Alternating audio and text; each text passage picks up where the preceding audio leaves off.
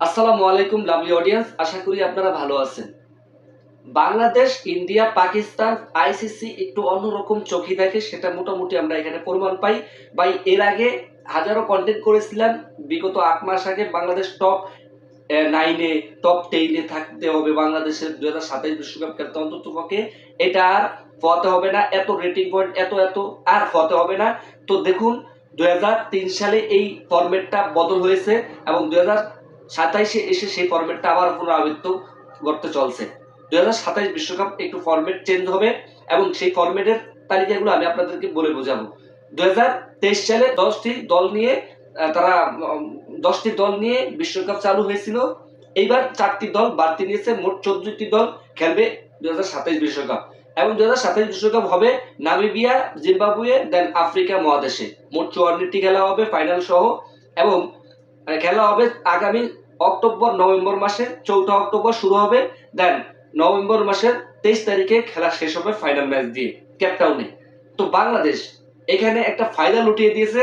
ওইখানে দুটি দল, ইন্ডিয়া পাকিস্তান, এই দুটি দল নিয়ে একটু বাড়াবাড়ি থাকবেই, এটাই স্বাভাবিক। তো দেখুন ভাই, ভাই ক্রিকেটটা এরকম বিজনেস পারপোজ হয়েছে, খেলাধুলাই বিজনেস পারপোজ হয়েছে, যেমনটা ফুটবলও আমরা দেখি এখন বর্তমানে। তো পরিকল্পিতভাবে সেই 2003 সালের বিষয়টা এখন পুনরাবৃত্ত করেছেন আইসিসি। ফরম্যাট ভাবে খেলা হবে। প্রথম ফরম্যাটে, প্রথম স্টেজে, মানে বাংলাদেশ সহ অস্ট্রেলিয়া, বাংলাদেশ অথবা ইংল্যান্ড, দুটি ডিভাইডেড হবে, এ আর বি। পাকিস্তান আর হচ্ছে ইন্ডিয়া, এটা তাদের তো প্রথম গ্রুপ স্টেজ তো রাখবই, অন্য গ্রুপে তো রাখবে না তাদেরকে, এটা স্বাভাবিক। আপনি মানেন অথবা না মানেন, সেই ক্ষেত্রে বাংলাদেশ গ্রুপ পর্বের ম্যাচ খেলবে মোট কয়টি? 6টি।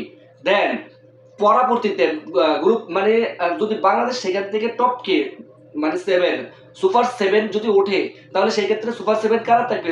আমাদের যেটা ধারণা এবং প্রেডিকশন, সেটা হচ্ছে Australia, England, Pakistan, India, Bangladesh. ওইখানটায় থাকতে পারে বাংলাদেশের সুপার 7। তাহলে সুপার 7-এ কয়টি খেলা পাবে? 5টি।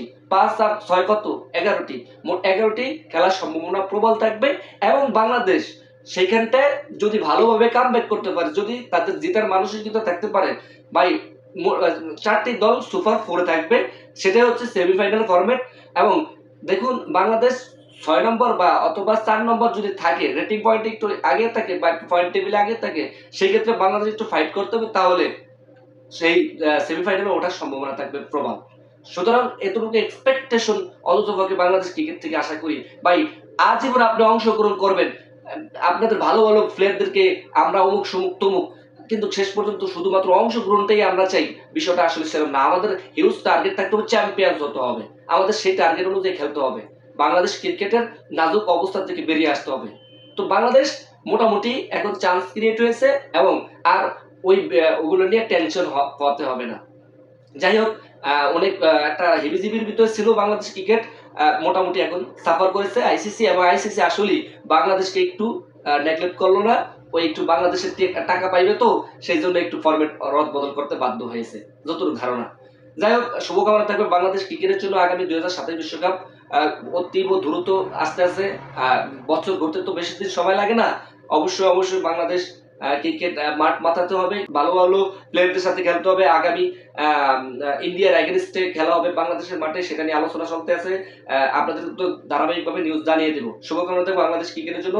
আগামী অনেক ম্যাচ আছে, ডে বাই ডে ম্যাচ থাকবে। অস্ট্রেলিয়া এগেনস্টে টেস্ট খেলা হবে, আপনাদের তাও জানিয়ে দেবো। আর ক্রিকেট বিশ্বকাপের জন্য শুভকামনা থাকবে।